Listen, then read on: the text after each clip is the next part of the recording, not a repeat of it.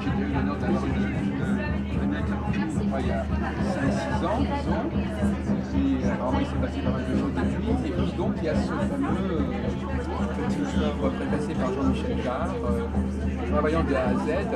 C'est la grande mode. Maintenant il y a tout, vous savez, le dictionnaire amoureux de Paris, le dictionnaire amoureux de ceci. Donc ça vous a inspiré d'avoir écrit ce livre? Alors, pourquoi j'ai fait ce livre? D'ailleurs, d'abord parce que j'ai rencontré un éditeur qui est charmant. C'est l'éditeur Fortuna, j'en parle parce que vraiment c'est quelqu'un de très très bien. Oui. Donc, pour moi, cet abécédaire représente, d'ailleurs de A jusqu'à Z, tout ce que je peux ressentir au travers de mes consultations, de ce que je sens, de l'amour au Z, de tout ce qu'il y a en Z, et toutes les parties de ce livre sont tout de même assez intenses et peuvent apporter beaucoup à quelqu'un qui cherche à savoir comment fonctionne un médium ou un voyant. Vous avez dit quand même fatigué à trouver des mots en X, des mots en Y, des mots en Z. Oui, c'est vrai. C'est vrai que zen, c'est bien pour le zen. Voilà. Parfois, il faut savoir se relaxer parce qu'on n'est pas. Moi, je sais que je ne suis pas toujours en état de travailler. Parfois, je suis fatiguée, je suis obligée d'arrêter. Mes amis me disent, qui m'entourent d'ailleurs, zen. Mais c'est tout de même une forme de méditation. Hein. J'ai l'impression que cet alphabet, ça vous a inspiré, ça vous a obligé à creuser en vous, trouver chaque fois des mots qui faisaient sens. Oui, c'est pour être en même temps plus comprise par les personnes qui sont intéressées par la voyance. J'ai vu quand même, il y a des lettres avec plusieurs articles. Oui, pour le K, vous avez Kabbalah et Karma. Jalousie pour le J, le jalousie et J. D'autres, il y a une seule lettre. Voilà, parce que les jalousies, malheureusement, aujourd'hui, elles sont souvent intenses. Et la jalousie arrive à bloquer quelqu'un. Et comme malheureusement, j'explique un petit peu ce que c'est que cette jalousie. D'ailleurs, je crois qu'aujourd'hui, elle existe de plus en plus, puisque la vie est de plus en plus dure et dans tous les métiers. Alors, on fait une petite parenthèse. Alors, cette préface, comment c'est venu cette préface? C'est l'éditeur qui vous l'a proposé ou c'est vous? Pas du tout. Je connais Jean-Michel depuis vraiment longtemps. C'est un ami d'ailleurs. Et parfois on a eu la tête dans les étoiles. Et simplement en se regardant et en ayant une espèce de complicité, je dis bien amicale. On a beaucoup parlé ensemble, il venait, enfin je parle, c'est un peu comme un frère, quelqu'un avec qui on se dit. Et il a eu envie d'écrire cette préface qui m'a... Vous en aviez parlé, vous aviez dit faire un livre là-dessus. Non, j'ai dit je fais un livre et il m'a dit écoute, voilà, c'est un cadeau en fait qu'il a voulu me faire. Oui, c'est un beau cadeau, mais lui-même il a fait appel à vous parfois? Non, pas du tout, c'est vraiment un ami. Mais je pense que Jean-Michel a un don et c'est un mélange, si vous voulez, de sa sensibilité, de ce qu'il ressent avec moi. Mais il y a vraiment une amitié qui est sincère. Est-ce que vous pensez que les gens qui font de la musique, qui sont compositeurs, ils sont, je crois que vous avez vu que ça s'appelle Wolfgang. Oui. Mais ces gens qui sont assez proches de vous, quelque part, des gens qui sont inspirés par des voix, par des voilà, sons. parce que d'être artiste, c'est un don. C'est un don. Moi, Vous avez l'air d'avoir des dons d'ailleurs, parce que vous êtes dit que j'étais capable de jouer des sonates en les ayant écoutées une seule fois. C'est très précieux. Le canon de Pachelbel, moi j'ai bien je vais détester, hein, ça c'est sûr, mais elle avait un quart de queue Bérard, je m'en rappelle. Hein. Donc quand j'étais petite, j'allais sous le piano à quatre pattes, je ne bougeais pas, j'étais avec vous dans les bras et j'écoutais et dès qu'elle arrivait, j'essayais de trouver. Et je ne peux pas dire que je sais jouer, hein. Mais en tout cas, j'arrivais à trouver. Non, ça fait partie du passé là. Je ne voudrais même pas de retour vers ma mère qui est décédée. Ça a été très difficile, très très difficile. Vous aviez ce talent. Peut-être que c'est un talent beaucoup d'enfants ont et qu'ils perdent un peu. Ah, mais je pense que dès la naissance, on est avec des dons et suivant l'éducation, si on est frustré, suivant aussi les possibilités. Et ça dépend aussi de comment le père voit les choses ou la mère. Et vous savez aussi que les familles maintenant malheureusement sont tellement structurées, c'est difficile d'amener. En tout cas, ça peut être une souffrance pour un enfant qui est artiste et de l'obliger de faire des études, d'apprendre. Voilà, oui, on peut faire de la musique sans avoir besoin d'apprendre à lire une partition, etc. D'autant plus que la partition, c'est pas un travail d'improvisation, c'est pas un travail de... Là, par contre, un autre don que vous avez gardé, c'est le don de voyance. Vous l'avez découvert aussi très jeune. Alors, en fait, moi je suis née comme ça, hein, la voyance n'arrive pas, je crois pas, n'arrive pas du jour au lendemain. C'est quelque chose qui peut se développer si on l'a. Moi, depuis que en fait, c'est à l'âge de 7 ans, je dis toujours, ma mère qui était une femme aristocrate, elle ne disait rien, c'était on garde tout ça mais c'est elle qui m'a amenée à comprendre que j'avais un don, puisque nous avons vu, dans le château dans lequel elle habitait, nous avons vu les dômes de Russie. Donc ces dômes dorés, voilà, absolument, les couleurs étaient merveilleuses. Je lui ai dit, mamie, nous avons vu la même chose. Et elle me dit, oui, nous avons vu la même chose. C'est curieux ce lien entre l'enfant et sa grand-mère. Hein. Très souvent, ce scénario, ça saute une génération. Ah, tout à fait. Jeanne, j'ai fait mes 3 minutes. Ouais, Hein. c'est souvent comme ça. Alors donc, je crois que quand on s'est rencontrés il y a quelques années, vous utilisiez l'expression de coach intuitif.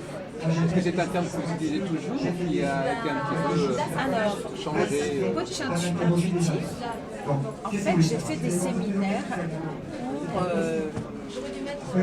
pour apprendre le coaching, et je dis coaching émotionnel, parce qu'émotionnel, le fait, émotionnel peut-être, voilà, c'est ça, le fait d'être médium, ça m'aide énormément à apprendre à centrer les personnes, à leur donner aussi des conseils, sans pour cela les coacher. Les gens, à la fin d'une consultation, parfois ils ont besoin de conseils. Donc là, je peux les conseiller. En plus de la consultation. Et si c'est leur plaisir voilà, de me demander de faire des séances de coaching, si je peux, hein, parce que c'est un partenariat, hein, un coaching se fait à deux. Donc si la personne est d'accord, si elle a envie, si elle suscite l'envie, à ce moment-là, on essaye. C'est pas les mêmes facultés que vous développez dans les deux cas. Non, ah non, pas du tout. Ah oui, c'est un autre aspect de votre personnalité. Oui, tout à fait. Parce que je sens... Plus récepteur, émetteur. Voilà, et c'est important, hein, si quelqu'un demande, parce que vous savez, souvent les personnes sont bloquées dans tout simplement parce qu'ils ne respirent pas, parce qu'il y a des blocages. Il y a des outils qui sont très faciles que je peux aussi donner si la personne est ouverte pour le faire chez elle. Oui, ça peut débloquer des choses. Au fond, il n'y a pas que la voyance, il n'y a pas que leur ajouter des informations, il faut aussi parfois les débloquer, les purifier, les nettoyer. Exactement, tout à fait. Ça vous avez bien parlé là. Et c'est vrai que donc, vous intervenez comme ça par deux angles, les causes et les effets. Et donc, vous êtes quand même d'abord voyant. Médium et voyant. Médium et voyant. Je vois qu'il n'y a pas de carte sur le... Non. C'est la première fois que enfin, pas la première fois, mais ici, tous les gens qui reçoivent, ils ont toujours un paquet de cartes. C'est vous avez quand même dû essayer au cours de votre carrière d'utiliser le tarot. Je sais pas, ça me dit rien. D'ailleurs ici, je fais pas les cartes, j'ai mon papier, voyez, sur lequel j'écris, voilà, j'ai quelques infos comme ça. Je mets la personne en confiance. Et je peux vous dire que depuis que je suis là au salon, et les personnes, elles sont franchement, elles partent retourner. Hein. Donc finalement, on retiendra que vous voulez que les choses soient naturelles, que voilà, on fait de la musique naturellement, on fait de la voyance naturellement, on n'a pas besoin d'aller apprendre, d'avoir des textes sous les yeux qu'on va lire. Vous êtes très, voilà, vous venez à quelque chose de très élémentaire, de très simple. Je reste, oui. Je trouve que c'est très méritoire cette façon de refuser de se servir de béquilles, de se servir de compléments. Voilà. C'est très simple. C'est très simple, mais je trouve que c'est extrêmement fatigant de donner des informations, si vous voulez, sans avoir de support. Ben voilà. C'est 10 fois plus fatigant, voilà. parce que j'en parlais autour de moi, et le fait d'avoir un support, les personnes, elles sont certainement beaucoup moins C'est comme quelqu'un qui joue du piano, c'est moins fatigant peut-être de lire une partition que de sortir de soi-même cette musique. Encore que, à mon avis, c'est pas forcément le cas. Parce que quand on improvise, ça se fait très facilement, alors que quand on doit se focaliser sur une partition, bon, finalement c'est peut-être plus simple de faire tout cela. En fait, je trouve qu'on est des artistes. Hein. Ah oui. Je pense que, d'ailleurs, j'ai un parcours aussi artistique. J'ai fait du théâtre pendant longtemps, j'ai joué des pièces de théâtre, j'en ai même joué une au intermezzo, j'ai joué au Châtelet il y a des années. J'ai fait des claquettes pendant très longtemps, où on m'appelait les Dolly Sisters, parce que je faisais un exercice de claquettes. J'ai fait des claquettes pendant 5-6 ans. Et je faisais sur un bord de piano, n'importe où, comme Fred Astaire. Mais à l'époque, tu n'étais pas voyante à ce moment-là. Mais j'ai toujours eu le don, mais ça ne m'a pas empêché de... C'était pas votre profession. Non, ma profession, je la fais en fait depuis 25 ans. Voilà. Mais elle est venue à moi. Hein. On est venu, je sais pas, je me suis sentie presque obligée parce que je me suis trouvée en fait, un peu on peut dire ça, à la rue avec mon bébé. Oui. Voilà, j'avais vécu en Italie, je me suis retrouvée ici sans rien. Et mes amis m'ont dit, t'es extrêmement forte, vas-y, fais, avance, fais-le.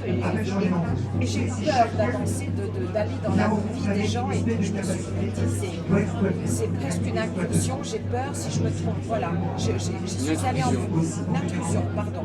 J'ai eu peur.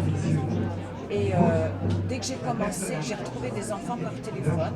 Donc c'est là où la confiance s'est installée en moi. Voilà. Donc je me suis dit, je peux continuer. Par téléphone, j'ai pas compris. Par téléphone, j'ai retrouvé des enfants. Ah oui, d'accord. Voilà. Et c'est là où les journalistes en tant qu'organisateur, en tant que quelqu'un qui lance un spectacle. sollicité de partout, de tous les jours. Donc vous avez, comment vous expliquez votre voyance? Ce sont des guides, c'est vous qui Je pense que quel est votre système d'explication? Je pense que je suis guidée parce que même moi j'ai une très très grande protection parce que je ne devrais pas, à chaque fois je frôle des choses très très graves et je m'en sors avec, je veux dire allègrement, enfin je m'en sors bien. Oui, vous disiez que depuis quelques années vous avez affronté quelques épreuves. Oui, moi j'ai eu que des épreuves dans ma vie, vraiment, hein, des épreuves très difficiles. Mais vous avez eu vous avez une certaine présence dans les médias aussi à un moment donné. Oui, Vous disons que les voyants, vous êtes une voyante qui se fait connaître, qui représente, vous êtes une ambassadrice de la voyance. Oui, maintenant oui. Voilà, donc comment ça se passe quand on veut, quand on passe en public comme ça? C'est pareil que dans une consultation privée, ou est-ce qu'on vous demande davantage on vous a déjà interviewé, on vous demande de parler de ce que On m'interviewe pour savoir exactement, parce que je pense que chacun d'entre nous a des fonctionnements différents. Hein. Je parle avec quelques personnes avec qui je fais des émissions de télé, hein, 2 fois par mois. Et en fait, je crois qu'on n'a pas les mêmes, c'est sûr qu'on n'a pas les mêmes guides, mais je pense qu'on est tout de même, on est très très différents. Mais justement, est-ce que vous avez eu le temps d'observer tout ce monde des voyants? Je suis à l'écart des Ah oui. personnes qui font le même métier. Il y en a très Vous ne savez pas peu. comment ils font, vous ne vous demandez pas comment ils font. Vous n'avez pas des observations sur les comportements, sur les différentes écoles, les différentes démarches. Bon, les pour moi, différentes il n'y a sensibilités. pas ni de démarche. Je ne sais pas comment vous dire, parce que je me sens, par rapport à toutes ces personnes, même si je suis médiatisée, je me sens très très sauvage. Et je me Oui, dis, oui. Ah oui, j'ai oui, mon don. C'est vrai. Je suis pas comme les autres. Oui, oui, oui. Mais bah, Ah oui, on vient de l'expliquer tout à l'heure, parce que vous êtes sauvage, vous êtes nature. oui, mais si vous voulez, entre être médiatisé, c'est peut-être paradoxal, Ah oui, c'est vrai. mais j'aime la reconnaissance parce que je sais que c'est la reconnaissance du don. Oui. En fait, si vous voulez, j'ai l'impression d'être valorisée quand on me demande, parce que je sais que j'ai vraiment un don et qu'il y a beaucoup de personnes qui n'ont pas de don et qui se mettent en avant Oui. et qui grugent, qui grugent les autres. Il y en a beaucoup. Parce que je vais vous dire, on dit que c'est un métier, oui, parce qu'on paye des impôts, on est indépendant, mais je sais que moi, personnellement, je n'ai jamais eu autant de jaloux. On me fait des faux rendez-vous dans mon métier. Parfois, j'ai envie de baisser les bras et de me Une dire forme de persécution, j'arrête. de cabale, effectivement, oui.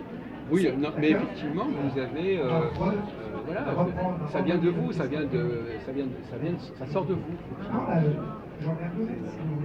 Alors c'est vrai que les tentations, parfois des gens qui ne sont pas très doués, c'est d'utiliser des supports, l'astrologie, les cartes, etc.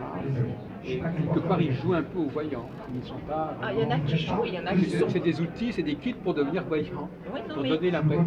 il y en a qui sont, même avec des cartes, il y en a qui sont très bien. Hein. Mais je sais qu'il y en a beaucoup qui se disent être voyants, mais qui ne le sont pas du tout. Hein, qui peuvent vous dire n'importe quoi de la vie et vous allez même peut-être accrocher. Parce que dans la vie, surtout aujourd'hui, on peut faire 3 choses un en faux même. voyant, en fait, peut très bien regarder les voyances des vrais voyants et faire un amalgame, faire une petite mixture. Et il y a des gens qui travaillent comme ça sur des sites, hein, je peux vous dire, c'est vrai. Oui. C'est dangereux, c'est dangereux, c'est Ils dangereux. singent un peu les voyants, oui, c'est ça. Non, mais c'est. Mais en même temps, est-ce que vous pensez, Isabelle Vian, que par exemple un jeu comme le tarot, par exemple, est-ce qu'il est porteur lui-même d'une certaine sagesse et que le fait de tirer les cartes, ça peut effectivement tout à fait, moi je suis. permettre d'accéder à une certaine vérité? Ah oui, le tarot, oui, si la personne a un don en plus, il faut avoir un. Il faut un don ou simplement Non, non, un don. Parce que quand on fait tirer le client, il faut aussi que le client ait pensé. Ah ça je sais pas, mais en tout cas, je peux vous dire, moi j'ai une amie, c'est pas du tout sa profession, elle fait les tarots, elle a un don, elle est très très intuitive, et à chaque fois que je lui pose une question, je vous assure, la réponse est Ah bonne. bon? Ah mais oui, Donc vous la consultez en fait quelque part. c'est une amie, alors Donc, bon, je peux me réveiller le matin. Enfin, vous avez. Et alors elle tire les cartes, elle vous les fait tirer. Non, je fais ça par téléphone, elle est Ah oui, chez c'est elle, ça, je elle- suis chez moi. voilà. Et je me dis, voilà, est-ce que tu peux me dire, parce qu'elle s'appelle Isabelle aussi, Ah oui, d'accord. et c'est pas du tout sa profession, mais elle a une très grande sensibilité. Alors donc vous savez comment elle travaille. Elle va Elle sortir coupe les sortes- tarots, je sais pas, elle fait ça. Et alors elle voit des cartes et puis Oui, et elle me vous dit- les voyez pas, mais elle vous dit ce qu'elle voit dans les cartes. Oui, oui, elle me Donc dit finalement la c'est les réponse. cartes qui. À la limite, par exemple, dans le cas classique, c'est même le client qui sort les cartes. Elle demande à la personne, sortez-moi les cartes. Donc finalement, il n'y a même pas besoin d'être médium soi-même. C'est le paradoxe, c'est que c'est le client qui doit être médium, parce que c'est lui qui sort les cartes du jeu. En tout Et le cas- médium, lui, il doit se contenter d'interpréter, d'après le bouquin, en fin de compte, ce qui a été sorti. En tout cas, je l'appelle quand j'ai une question à lui poser et elle n'est ni médium ni rien, je vous assure qu'elle ne se trompe pas. C'est peut-être le feeling, j'en sais Alors rien. peut-être que c'est un paradoxe intéressant, peut-être que vous préférez consulter quelqu'un qui tire les cartes qu'une voyante, de même que le public n'est pas tout à fait le même. Il y a des gens qui n'ont pas envie d'aller voir une voyante parce que c'est trop mystérieux. Par contre, savoir cette personne-là, elle a appris le tarot, elle a appris l'astrologie, ça les rassure quelque part. Après, il y a des Donc personnes qui c'est n'aiment pas les mêmes demandes. Non, non, il y a des personnes qui n'aiment pas voir des personnes qui font comme moi. Hein. Voilà. Vous savez que ça leur fait peur. Mais ça nous impressionne parce qu'ils se disent moi aussi, pourquoi je ne le fais pas moi-même? Parce que quand quelqu'un a un savoir, il dit bon ben voilà, elle a acquis ce savoir, et non, ça peut fonctionner. Mais quelqu'un qui n'a pas ce savoir et qui est capable de dire des choses, ça vous intéresse, on se dit pourquoi pas moi? Toujours que ce soit comme ça dans la vie. Pourquoi elle peut le faire et moi, alors qu'elle n'a rien pour l'aider, et moi je ne peux pas le faire. C'est là qu'il y a une forme de jalousie effectivement qui peut se produire. La jalousie dans le métier, c'est Et donc, qu'est-ce qu'on peut... question un peu basique, mais est-ce que notre avenir est écrit ou est-ce qu'il est prévu, est-ce qu'il est déjà déterminé à la naissance? Est-ce qu'il y a déjà des étapes qui sont déterminées? Est-ce que c'est des choses qu'on peut voir à l'avance? Qu'est-ce que vous pense que en fait, dans la ligne de notre vie, je pense qu'il y a des points qui sont... Je pense qu'il y a des points qui sont écrits. Oui, voilà. En revanche, on des a rendez-vous qui sont écrits, oui, on ne sait pas lesquels qui sont vraiment écrits et ceux qui ne sont pas. On a des épreuves à passer. Et que si on a des épreuves à passer, si on arrive à comprendre les épreuves et à ne pas les répéter, parce que dans la vie, malheureusement, on fait souvent que répéter les choses qui sont parfois négatives. Je vois ce que vous avez écrit sur le karma, là, justement. Ouais. Allez-y, oui. Donc on a des épreuves, oui. On a des épreuves. Il faut comprendre ces épreuves parce qu'elles ne sont pas forcément, je ne dis pas positives ou négatives, mais quelque part, quand on s'en prend plein la tête dans les mêmes épreuves, c'est-à-dire je peux tomber sur le même homme à chaque fois et arrêter avec lui parce qu'il aura le même type d'homme, vous voulez dire? Oui, voilà, absolument. Quelqu'un qui peut être, je ne sais pas, agressif. Voilà, il faut comprendre, il faut savoir couper à ce moment-là pour se donner d'autres ouvertures avec quelqu'un de totalement différent. C'est là qu'on voit le rapport entre le voyant et le coach. Parce que voilà, part, exactement. Vous pouvez dire à la personne, écoutez, alors il va falloir revoir un petit peu votre stratégie, votre relation, autrement elle va recommencer. Mais alors donc ça, est-ce que vous pouvez dire par exemple, vous pouvez dans votre voyance, vous pouvez déterminer si telle épreuve qui se présente, elle est vraiment fondamentale ou pas, si c'est quelque chose Je ne dis pas ça de la même façon. Oui, justement. Oui. S'il y a quelque chose d'important, si vous voulez, qui arrive, alors qu'est-ce qui est important aujourd'hui, c'est bon, l'affectif, ça semble un petit peu moins important que le professionnel. Ah oui. Vous savez ce qui est important aujourd'hui, c'est que souvent les changements sont des changements pour partir à l'étranger, pour changer de vie complètement. Ah oui. Donc là, c'est un grand pas, je veux dire, c'est un grand pas. C'est comme ça que vous, c'est ça. Voilà. Et ça, ces voyages, c'est vraiment prescrit en quelque sorte. Oui. Tout à l'heure, là, j'ai fait une consultation et la personne, c'est vrai que je l'ai vu tout de suite partir, mais loin, sa vie n'était pas là. C'est quelqu'un qui était meurtri et vit vraiment ailleurs.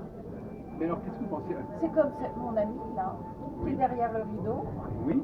Elle n'est pas faite pour vivre ici, elle est faite pour vivre au Bali, dans un pays comme ça. Elle travaille dans les énergies. D'accord. On va bientôt arrêter alors. Alors je termine sur une petite note. Qu'est-ce que vous pensez du feng shui par exemple? Est-ce que ça vous est arrivé de penser que dans votre maison était arrangée, tout ça? Est-ce que ça avait une influence sur le vie de la fête? Je crois feng shui, mais j'ai jamais fait venir quelqu'un qui m'a mis. Par contre, j'ai déplacé mon lit parce que je me sentais pas trop bien là, mais j'ai pas eu besoin de quelqu'un. J'ai senti que c'était... Non, je dis ça parce qu'à propos du coaching, je vous dis ça comme ça, parce que moi actuellement, depuis quelques temps, j'ai interrogé des gens comme ça, on pourrait se dire, tiens, peut-être, parce que moi j'ai été à peu près convaincu, je connais vraiment un qui s'appelle Victor Alba, etc. On est vraiment convaincu qu'il y avait des choses qui pouvaient quand même changer dans notre vie si on reprenait la question de son ameublement, de son agencement. C'est un facteur qui joue probablement dans la façon dont on vit les choses. Je crois que oui, ça peut être plus allégé, peut-être plus allégé. Peut-être que oui. Alors, je vais faire venir. Je vous vois en train de faire des feng shui. Non, mais je vais peut-être faire venir quelqu'un. Non, mais même pour les gens que vous rencontrez. Ah oui, non, mais j'y crois. Je suis pas du tout hostile Non, non, je ne suis pas hostile. Vous n'en parlez pas dans votre Non. voyance Non. des lieux, de la structure des Non, lieux, et etc. pourtant, c'est vrai que c'est important. Ce sera dans le prochain livre. Voilà. Je bien, vais merci. faire un autre. D'accord, ben oui, Merci à vous. merci beaucoup Isabelle. Ah, c'est moi qui vous remercie.